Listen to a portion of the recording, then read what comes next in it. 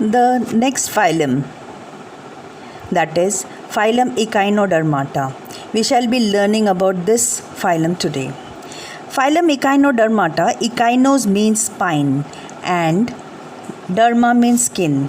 It includes the spiny skinned animals which are exclusively marine. That means they are always found in marine habitat. So habit and habitat, when we learn about these animals, they are marine forms and they are bottom dwellers. That means they go to the bottom of the ocean and they stay there. These animals have an endoskeleton of calcareous ossicles and hence the name.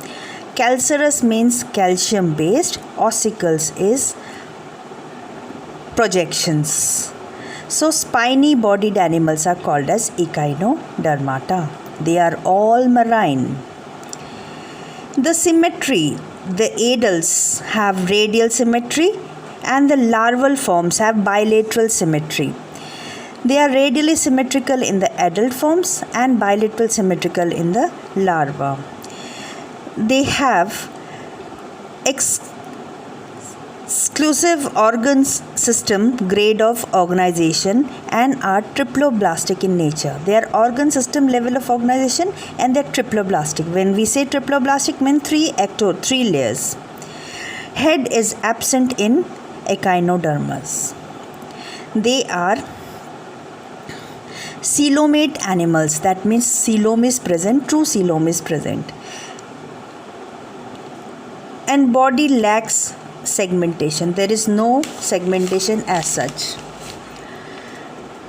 True coelom is present. It is lined by ciliated peritoneum. Ciliated means it has cilia. Peritoneum is outer layer.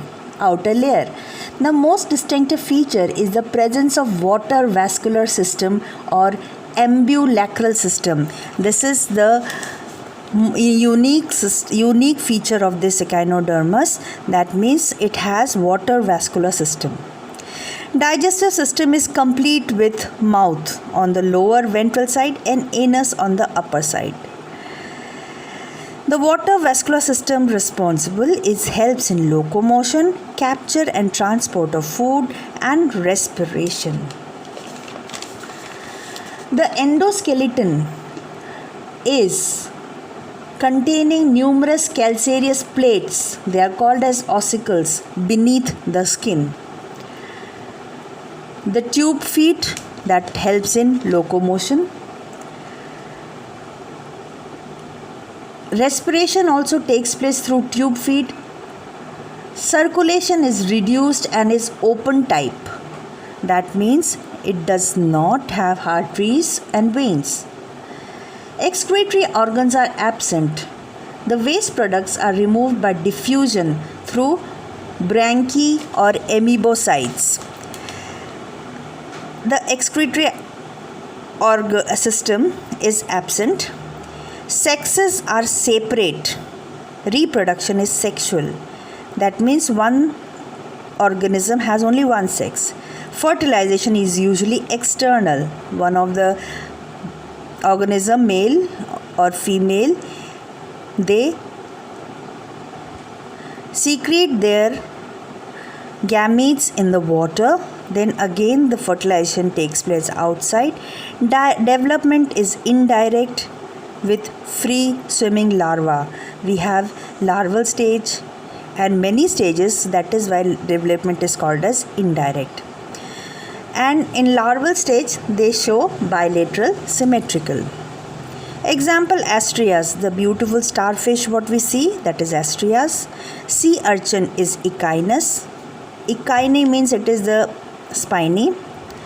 Then we have cucumaria, that is sea cucumber. Echinoderms reproduce sexually and development is indirect. The most unique features is the presence of spiny skin.